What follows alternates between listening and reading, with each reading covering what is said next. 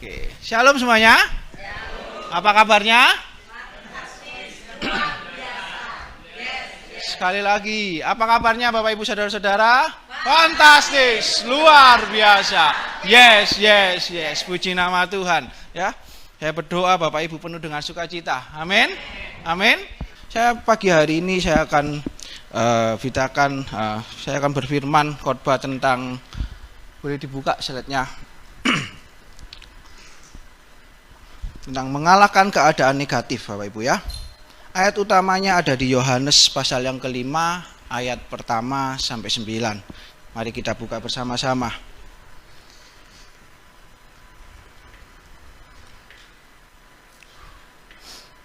Yohanes pasal yang kelima ayat pertama sampai 9 ya. Mungkin dari Bapak Ibu sudah sering baca ayat ini ya. Sudah tentang ini ceritanya ya.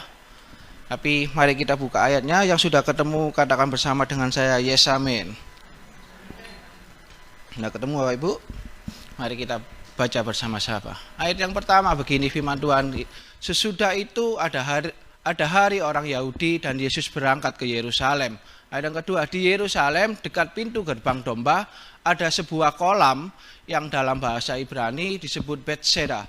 Ada 5 serambinya. Ayat yang ketiga, dan di serambi-serambi itu berbaring sejumlah besar orang sakit, orang-orang buta, orang-orang timpang, dan orang-orang lumpuh yang menantikan goncangan air kolam itu. Ayat yang keempat, sebab sewaktu-waktu turun malaikat Tuhan ke kolam itu dan menggoncangkan air itu. Barang siapa yang terdahulu masuk ke dalamnya sesudah goncangan air itu menjadi sembuh apapun juga penyakitnya. Ayat yang kelima, di situ ada seorang yang sudah 38 tahun lamanya sakit. Ketika Yesus melihat orang itu berbaring di situ dan karena ia tahu bahwa ia telah lama dalam keadaan itu, berkatalah ia kepadanya, maukah engkau sembuh? Stop di ayat yang ke-6 dulu, nanti kita lanjutkan ayat yang ke-7 sampai 9. Multimedia boleh diulang ayat yang kedua. Nah, di sini dikatakan di Yerusalem dekat pintu gerbang domba ada sebuah kolam yang dalam bahasa Ibrani disebut Bethesda. Ada 5 serambinya ya. Kalau kita belajar kata Bethesda itu adalah rumah ya. Kalau seda itu dari akar katanya keset atau yang artinya belas kasihan. Jadi kalau dalam arti bahasa Indonesia adalah rumah belas kasih ya. Di situ dikatakan ada 5 serambi Bapak Ibu Saudara-saudara ya. Kalau kita bicara serambi itu seperti bilik yang ada payonnya ya, yang ada tempat untuk berteduhnya. Ada 5 serambi di situ Bapak Ibu ya.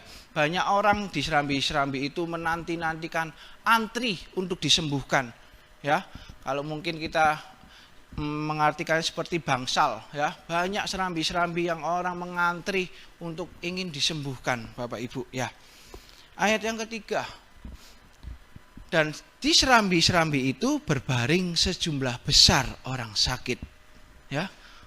Kalau kita bayangkan sejumlah besar ya, nggak sedikit, nggak cuma puluhan, mungkin ratusan, mungkin ribuan orang yang sedang mengantri berbagai macam sakit penyakit untuk disembuhkan, untuk menunggu kolam itu goyang, untuk menunggu kolam itu datang malaikat dan mereka cebur ke kolam itu untuk sembuh ya. Orang timpang, orang-orang lumpuh yang menantikan goncangan air kolam itu. Bapak Ibu ada 6 poin yang akan nanti saya bagikan ya untuk Bapak Ibu Saudara-saudara. Ya, mungkin kalau kita baca di ayat ketiga ini ya, ada orang sakit, orang-orang buta, orang-orang timpang dan orang-orang lumpuh. Mungkin hari-hari ini kita melihat bahwa tubuh kita sehat. Amin.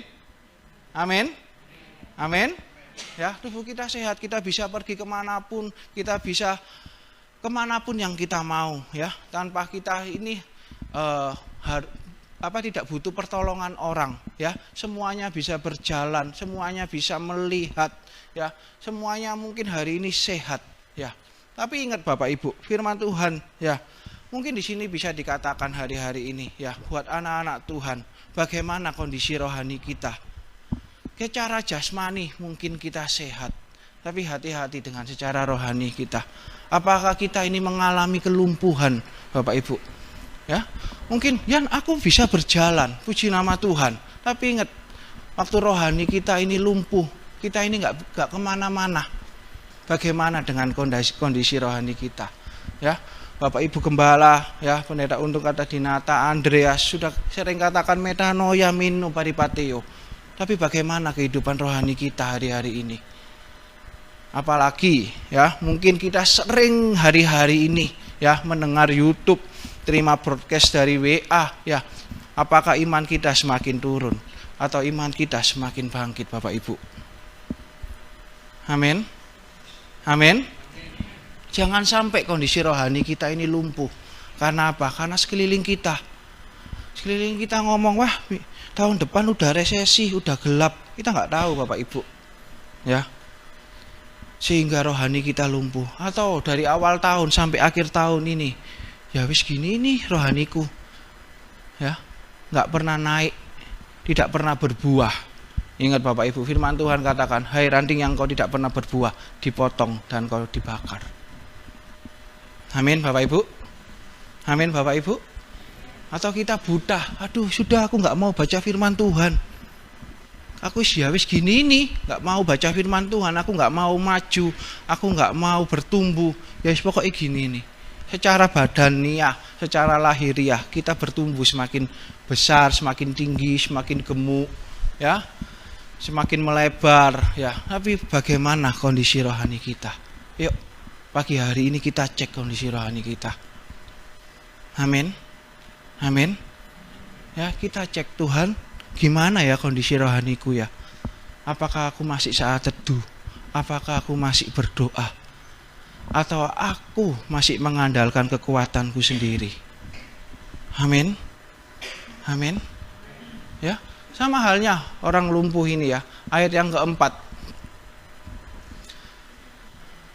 Lanjut ayat yang kelima. Nah, di situ ada seorang yang sudah 38 tahun lamanya sakit. Saya akan bagikan 3 poin. Yang pertama, ya. Kenapa ya? Apa sih yang membuat orang ini, dari orang lumpuh ini ya, orang yang sakit ini ya, sehingga dia ini waktu ditanya Tuhan, maukah engkau sembuh? Ya, maukah engkau sembuh? Ya, sebenarnya pertanyaannya tertutup Bapak Ibu. Jawabannya hanya ya, mau atau tidak. Tapi banyak argumen dari orang tersebut ya. Ayat yang ke-6.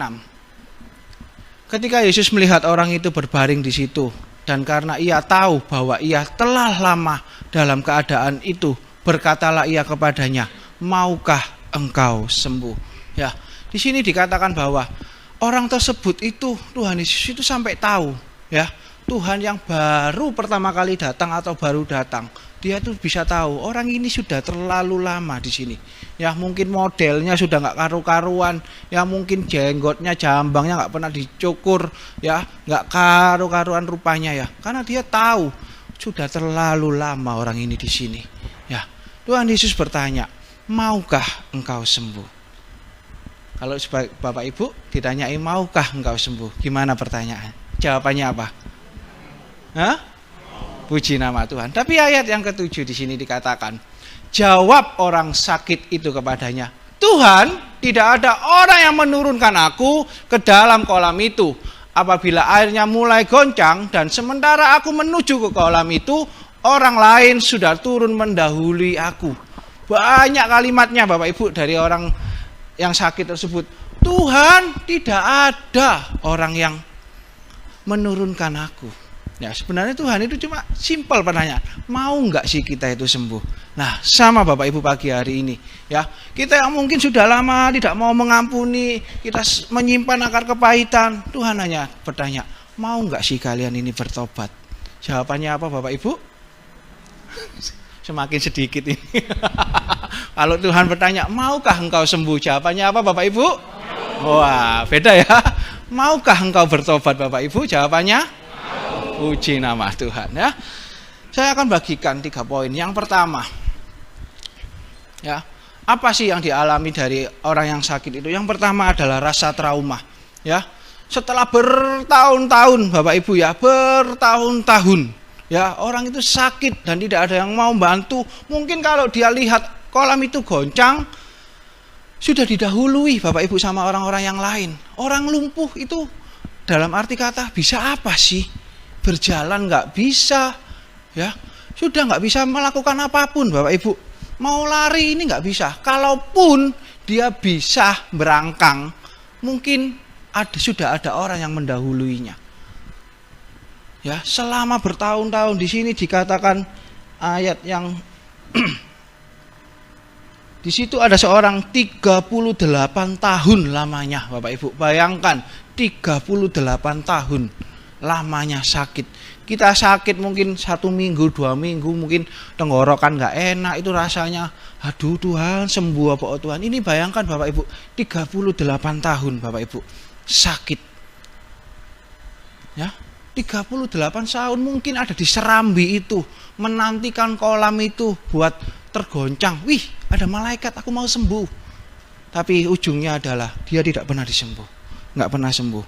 Ya, waktu Tuhan Yesus bertanya, maukah engkau sembuh? Ya, banyak argumen dari orang sakit itu. Ya, kenapa? Karena dia itu punya rasa trauma, Bapak Ibu. Yuk kita cek diri kita.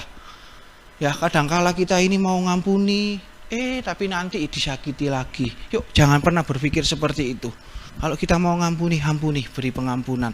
Kalau kita mau memaafkan, beri maafkan. Jangan ada rasa trauma dalam hidup kita.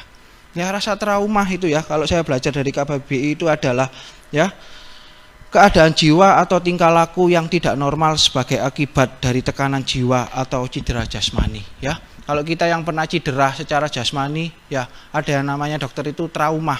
Jadi mungkin sendinya, otot-ototnya itu bengkak karena trauma. Ya, itu nggak enak, kita takut. Ya, kita takut. Yang mungkin sudah lama ya berbaring bed rest selama 1 minggu, tiba-tiba mau berjalan, wih, kok aku rodok giling. Nah, itu namanya sedikit ada rasa trauma. Yang lama sudah tidur bed rest, ya, tapi terus tiba-tiba berjalan, ya, butuh penyesuaian, Bapak Ibu ya. Yuk kita belajar, kita cek diri kita, masih adakah trauma dalam hidup kita? Kita ini punya Tuhan. Kita ini punya Tuhan yang sanggup menopang hidup kita. Ya, mungkin ya kita ini sudah nyoba beberapa kali ngampuni atau mengasihi. Kok ya pancet ae. Kok ya tetap aja. Itu trauma Bapak Ibu. Ya, jangan punya rasa trauma dalam hidup kita. Ya, biarkan Tuhan yang menyembuhkan hidup kita. Ada amin? Amin. Ya, semuanya pasti punya rasa trauma. Betul? Betul ya? Ya, nggak enak Bapak Ibu punya rasa trauma. Ya, kalau kita punya rasa trauma mengampuni, berdoa sama Tuhan dalam hatinya sekarang. Tuhan, aku mau ngampuni Tuhan. Ayo Bapak Ibu, diberesin Bapak Ibu. Ya, itu hal yang paling susah, yang paling sulit Bapak Ibu saudara-saudara. Ya, tapi Tuhan mau kita itu bersih sehingga kita berbuah. Amin. Amin. Yuk kita berubah Bapak Ibu. Ada amin? Ada amin? Ya. Yang pertama, rasa trauma, ya. Yang ketiga, yang kedua. Nah, berarti fokus ini, puji nama Tuhan. Saya yang salah. Yang kedua, ya. Menyalahkan keadaan, menyalahkan orang lain, bahkan Tuhan. Tadi di ayat yang ke-7. Ya. Jawab orang sakit itu kepadanya, Tuhan, tidak ada orang yang menurunkan aku ke dalam kolam itu apabila airnya mulai goncang. Dan sementara aku menuju ke kolam itu, orang lain sudah turun mendahului aku. Ya, yang membuat kita susah untuk sembuh, yang membuat kita susah untuk mengalami terobosan dalam hidup kita, kesembuhan, yaitu seringkali kita ini menyalahkan keadaan, seringkali kita ini menyalahkan orang lain, bahkan Tuhan. Amin. Ya. Di sini dikatakan bahwa sementara aku menuju kolam itu, orang lain sudah mendahului aku. Ya. Aku begini karena orang lain. Aku ini nggak bisa mengampuni karena orang lain itu. Aku ini nggak bisa ini itu karena orang lain. Aku ini nggak bisa karena orang lain, karena keadaan. Bahkan hatinya cenderung untuk menyalahkan Tuhan. Aduh Tuhan, kenapa aku harus lahir di tengah keluarga seperti ini? Aduh Tuhan, kenapa kok aku berjemaat di tempat ini? Aduh Tuhan, kenapa seperti ini? Aduh Tuhan. Pernah gak kita seperti itu Bapak Ibu, hati kita? Kita nyalakan keadaan, kita nyalakan orang lain, bahkan kita menyalahkan Tuhan. Amin. Yuk kita belajar Bapak Ibu, ya.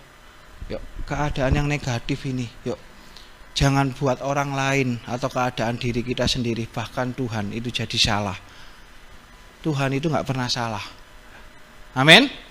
Bahkan Tuhan menempatkan kita hari ini itu tidak pernah salah. Ada amin? Ya, kita cross check diri kita. Tuhan, masihkah kita menyalahkan keadaan? Ya, kalau yang anak-anak muda, ya, dulu waktu saya mengalami pelayanan anak muda, konseling, banyak yang nanya, kenapa ya aku kok lahir di keluarga seperti ini ya aku ya. Nah, banyak Bapak Ibu, saudara-saudara, ya, anak-anak muda. Aku Tuhan, apa sih aku kok lahir di keluarga ini?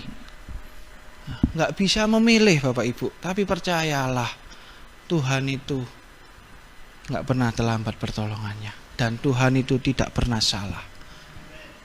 Amin. Jangan pernah salahkan keadaan kita hari-hari ini. Yuk belajar bersyukur. Belajar bersyukur. Susah Bapak Ibu. Ya apalagi hari-hari ini dengan kondisi ekonomi seperti ini.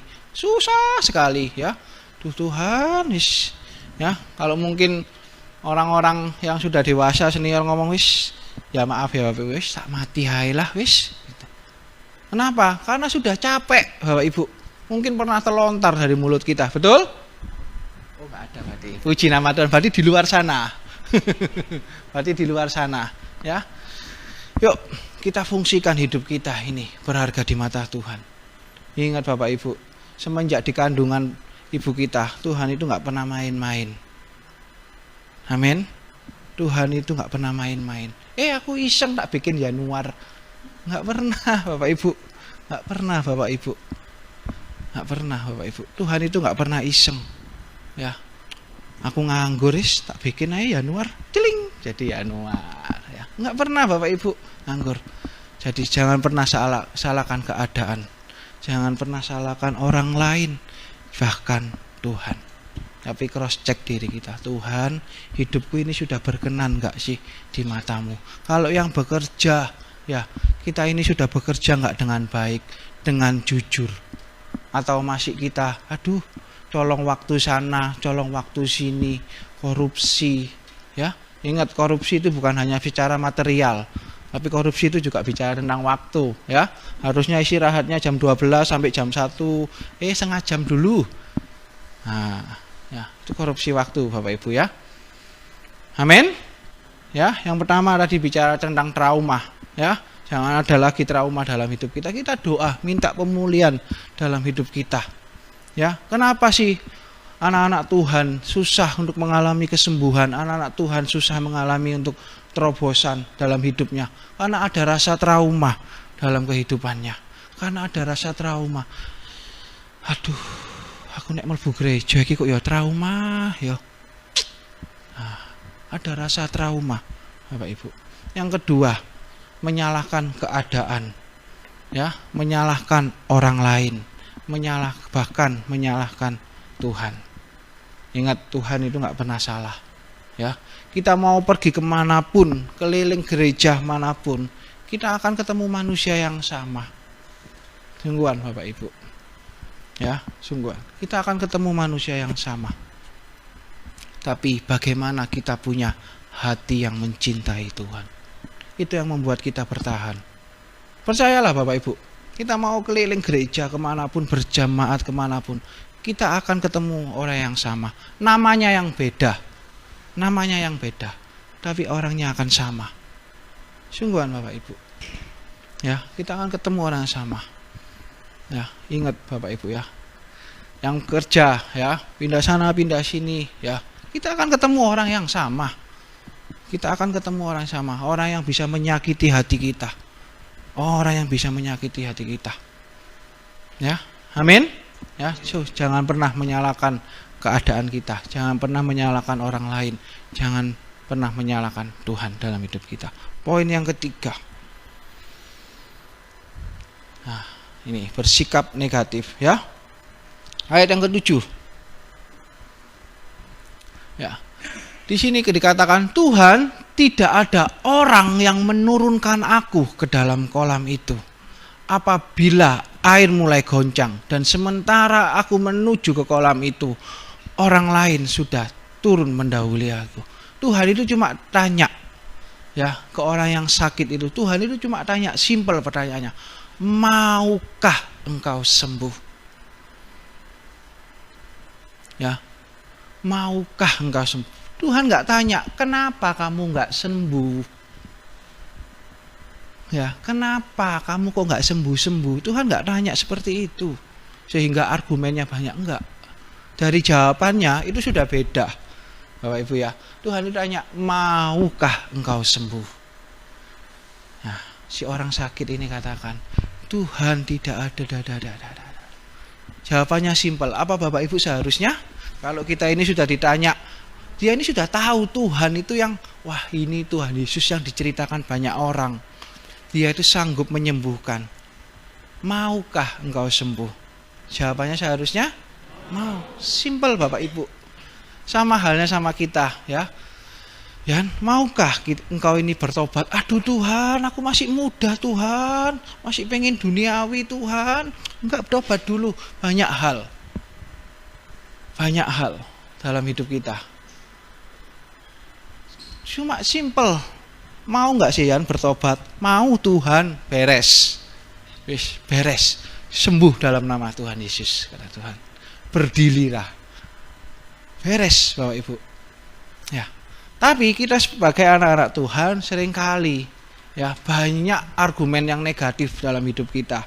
Ya, aduh Tuhan, aku ini nggak tobat-tobat ya, karena ini loh Tuhan, karena ini Tuhan, karena ini Tuhan. Banyak hal yang kita argumenkan ya. Simple pertanyaannya, mau nggak? Mau, nggak mau ya sudah ditinggal mungkin sama Tuhan ya. Tapi orang itu ngomong, aduh Tuhan, aku ini nggak sembuh-sembuh. Nah, bersikap negatif ya. Karena apa? Karena dia ini sudah fokusnya ya sama keadaan sekelilingnya, Bapak Ibu. Fokusnya ini sudah sama keadaan sekelilingnya selama 38 tahun, selama berpuluh-puluh tahun, Bapak Ibu. Wih, dia tuh lihat kelilingnya ini, Bapak Ibu. Ya, sudah mulai, aduh, aku nggak sembuh, nggak ada orang yang nolong aku, nggak ada orang yang bantu aku, ya, nggak ada orang yang mau gendong aku ke kolam itu sehingga aku ini nggak sembuh Tuhan. Nah, Bapak Ibu ya, ingat Bapak Ibu, sikap percaya itu adalah yang mengubahkan hidup kita. Sikap percaya itu yang mengubahkan hidup kita. Amin. Amin. Sikap percaya itu yang mengubahkan hidup kita. Ya. Kehidupan kita ini waktu kita meresponi firman Tuhan dengan positif, ya, waktu kita ini menanggapi firman Tuhan dengan positif dalam hidup kita, aku mau menghidupi firman ini, aku mau percaya sama firman Tuhan ini, aku mau apa yang dikatakan oleh firman Tuhan. Ingat, itu yang mengubahkan hidup kita. Amin. Amin. Ya, itu yang mengubahkan hidup kita. Sikap percaya itu yang mengubahkan hidup kita. Kalau kita datang ke dokter, katakan dokter A. Dokter A ini sudah diomongi sama teman-temannya, jangan ke dokter A, nggak sembuh-sembuh. Aduh, obatnya kurang top chair, ya, obatnya kurang sip, gitu ya. Terus kita datang ke A, ya. Pikiran kita ini sudah dimasuki hal yang negatif. Iya, dokter ini nggak sembuh, suwi, nggak waras-waras, ya. Padahal kalau kita datang ke dokter B, mungkin obatnya sama. Mungkin obatnya sama. Tapi karena pikiran kita ini sudah dimasuki sama ya mungkin teman kita atau siapapun, jangan ke dokter A itu jelek. Ya, jelek. Ya, obatnya yes ngono-ngono iku. Enggak top chair. Bapak Ibu. Sama Bapak Ibu. Kalau kita setiap harinya ngomongin, ayo jangan percaya sama Tuhan. Ngapain percaya sama Tuhan? Ya, jangan percaya sama Tuhan. Jangan saat teduh. Ngapain saat teduh? Bosen lo lihat tulisannya cilik-cilik, pancet tulisannya. Yuk. Aku lo nggak saat teduh. Apa kamu saat teduh? Nah, mungkin kita lihat teman kita, nggak pernah berdoa. Ngapain berdoa? Ngapain berdoa? Wis usaha sendiri, sekuatmu. Nah, setiap hari kita dimasuki hal itu, pikiran itu, ya, sehingga kita ini bersikap negatif. Nggak ada iman sudah dalam hidup kita.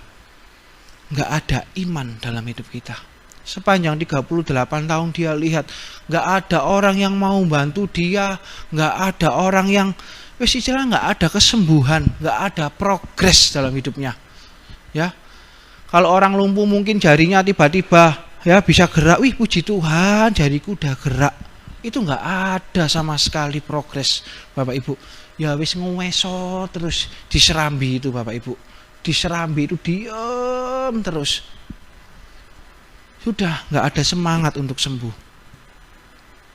Ya, nggak ada semangat untuk sembuh. Ya. Tiba-tiba Tuhan datang tanya, maukah engkau sembuh?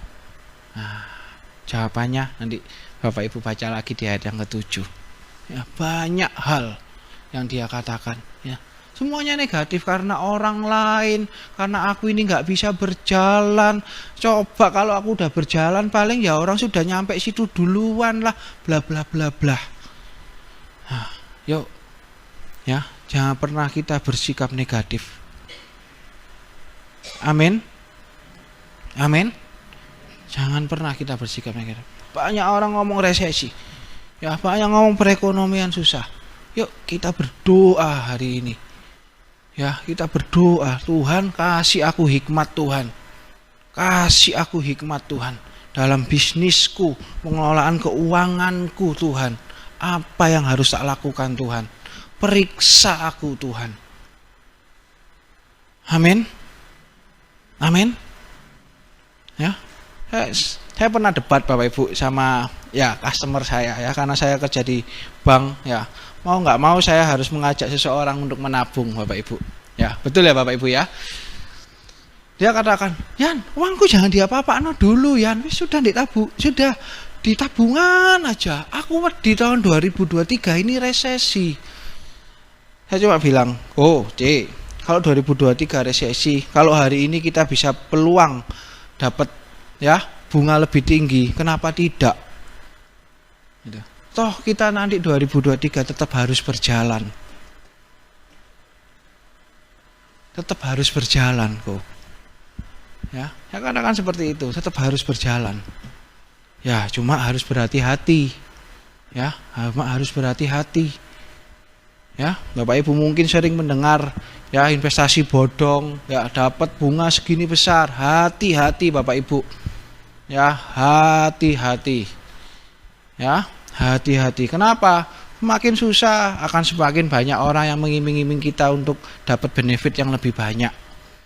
Ya, dapat benefit yang lebih banyak. Hati-hati, berhikmatlah. Ya, berhikmatlah. Sungguhan Bapak Ibu, berhikmatlah. Karena aku diiming-imingi dapat bunga segini tak masuk no. Ya, akhirnya ditipu. Akhirnya sakit hati. Tidak mau mengampuni. Berhikmat Bapak Ibu. Amin. Amin. Ya. Berhikmat Bapak Ibu. Tanya sama Tuhan, Tuhan, ya aku punya berkat Tuhan. Berhikmat Bapak Ibu. Karena diiming-imingi dapat bunga segini, dihitung-hitung, wih lumayan yo. Kita nggak ukur resikonya. Ya, hati-hati Bapak Ibu. Ya, jangan sampai hal itu jadi negatif dalam hidup kita. Ya, sudah kebejuk. Ya, kalau sudah kebejuk, hatinya sakit. Kalau sudah hatinya sakit, tidak mau mengampuni. Kalau sudah tidak mau mengampuni, lupa sama Tuhan. Amin. Ya, ya hati-hati Bapak Ibu. Ya, hati-hati Bapak Ibu. Ya, hati-hati ya Bapak Ibu ya. Ya, karena pastilah orang itu pasti mencari kesempatan dalam kesempitan. Ya, saya berharap ya jemaat di tempat ini tidak ada. Amin.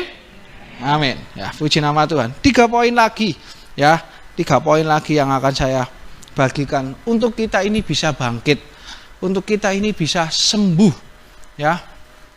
Yang sakit boleh disembuhkan. Amin. Amin. Ya.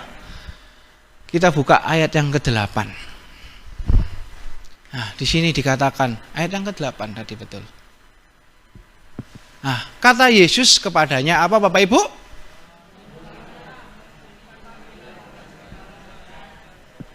Ada 3 perintah yang dikatakan sama Tuhan. Ya, mau enggak kamu itu sembuh? Ya, setelah orang sakit itu berargumen banyak, Tuhan cuma bicara, bangunlah, angkatlah tilammu dan berjalanlah. 3 poin ini ya. Yang pertama, bangunlah. Ya. Kenapa kita ini harus bangun? Ya, kita ini harus memutuskan untuk bangkit dari situasi yang kita alami hari ini. Kita ini harus bangkit. Kita harus memutuskan untuk kita ini bangkit, Bapak Ibu ya. Sudah kita tidak mau terlena dengan keadaan lagi. Sudah kita tidak mau, ya aku lumpuh ya seperti ini. Sudah no. Tapi kita harus punya poin yaitu bangkit dalam hidup kita. Ya. Kalau yang lumpuh mau disembuhkan, segera bangkit. Kalau yang kondisi rohaninya hari ini, aduh Tuhan, kondisi rohaniku ini nggak baik. Ya, apalagi kalau pagi hari ini sudah cek dirinya, Tuhan kok kondisi rohaniku selama 2022 ini kok nggak pernah bertumbuh ya Tuhan. Ayo bangkit Bapak Ibu. Amin. Amin. Percaya bahwa keadaanmu itu bisa berubah Bapak Ibu saudara-saudara. Sudah jangan aku ini lumpuh, nggak ada orang lain yang bantu aku. Bapak Ibu gembala aku nggak ngurus aku. Oh, putuskan hari ini untuk bangkit Bapak Ibu. Ya, putuskan hari ini untuk kita bangkit. Engkau yang bekerja, Tuhan apapun yang tak lakukan ini selalu salah, langkahku ini salah. Ayo bangkit Bapak Ibu. Kita berdoa dulu sama Tuhan. Kalau kita berjalan, sebelum kita berjalan, aku tak melakukan PDW. Hari ini kita bangkit, berdoa sama Tuhan. Tuhan, aku mau melangkah. Aku harus kemana ini Tuhan? Bangkit Bapak Ibu. Ya, amin. Amin. Ya, mungkin yang mulai dulu membangun bisnisnya, setelah itu sekarang bangkrut, setelah itu trauma, aku nggak mau bisnis, pusing aku. Tapi hari ini ngomong Tuhan ingin, ayo bangun bisnismu, doa sama Tuhan, bangkit Bapak Ibu, bangkit. Jangan seperti orang yang lumpuh tidak ngapa-ngapain. Amin. Tidak ada yang lumpuh hari ini. Ya, semuanya bisa berjalan. Ya, semuanya bisa berjalan. Tapi saya berdoa tidak ada yang lumpuh secara rohani. Amin. Ya. Kalau kita cek dia bisa lumpuh, ya aku ini bisa jalan. Gampang cek-cekannya ya, Bapak Ibu ya. Tapi kalau ngecek rohani, susah Bapak Ibu. Ya. Amin. Jangan sampai rohani kita ini lumpuh. Ya. Yang kedua, angkat tilam ya. Tilam itu seperti tempat bersandar atau tempat tidur ya. Itu adalah ambillah tanggung jawab pribadi. Bapak Ibu. Ya, di sini enggak ada. Tuhan Yesus enggak suruh, temanmu suruh angkat tilammu terus pulang no. Tapi Tuhan ngomong, bangkit dan angkatlah tilammu.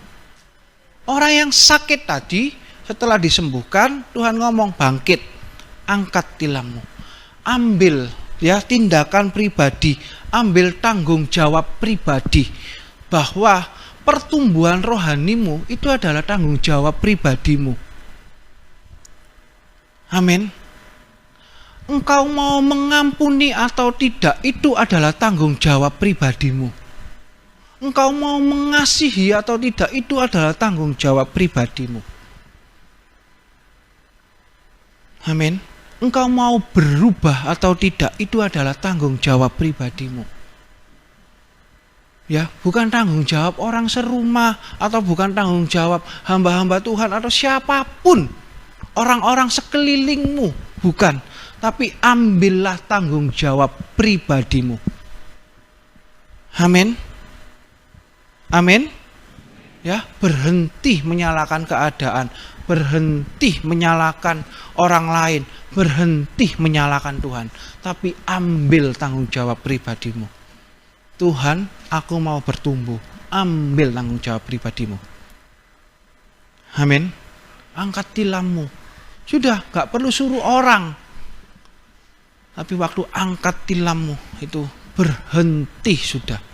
Kita sedang mengambil tanggung jawab pribadi. Pribadi, Bapak Ibu. Ya, pribadi. Pertumbuhan itu pribadi. Ya, pertumbuhan itu pribadi. Ya, kalau bersihkan kampung boleh gotong royong, ya, bersama dengan tetangga kanan dan kiri. Tapi bicara, ya, kita mau sembuh atau tidak, ambil tanggung jawab pribadimu. Engkau mau mengampuni atau tidak, engkau mau mengalami kesembuhan atau tidak, engkau mau mengalami perubahan yang searah dengan Kristus, ambil tanggung jawab pribadimu. Amin. Ya, sekali lagi saya katakan, ambil tanggung jawab pribadimu. Kita di gereja ini cuma hanya bisa memberikan fasilitas. Ya, ibadah, PA, LGBT, itu hanya sebagai fasilitas. Tapi yang terlebih adalah ambil tanggung jawab pribadimu, Bapak Ibu. Ya, ambil tanggung jawab pribadimu. Ya. Kalau sudah bicara tentang tanggung jawab pribadi, ya, engkau ini sedang dikasihi sama Tuhan. Ini tanggung jawabmu, jagaan hidupmu. Bagaimana kita menjaga hidup kita? Amin, ya. Jangan punya mental korban, ya. Nek aku sembuh, aku ngampuni, lah jadi orang boleh nggak bisa toleransi sama aku, karena aku sudah mulai dewasa sama rohani. Ada loh Bapak Ibu orang yang seperti itu. Ya, ada Bapak Ibu orang yang seperti itu. Ya, aku pokoknya kudu ngene tok ae wis. Ya, pokoknya kayak gini. Jadi mentalnya korban. Aku ini karena si A, aku gini karena si B. Itu mentalnya korban, Bapak Ibu. Jangan miliki mental korban, tapi ambil tanggung jawab pribadimu. Ya, kalau aku dewasa secara rohani, jadinya aku harus ngampuni dong. Nah, nanti nggak ada yang melayani aku nanti. Nah, amin, amin Bapak Ibu. Ya, kalau aku sembuh dewasa rohani, nanti nggak ada toleransi aku jadinya, nggak bisa semena-mena aku. Nah, ada loh Bapak Ibu orang yang seperti itu. Tahu harusnya dia bisa ngampuni, bisa, tapi karena dia berpikir, aduh, aku nek ngampuni ki lak boleh jadi kayak gini aku. Mau aku gak gelem. Nah. Amin. Ya, ambil tanggung jawab kita pribadi. Angkat tilam kita. Angkat tilam kita. Amin. Poin yang terakhir. Di sini dikatakan, bangunlah, angkat tilammu dan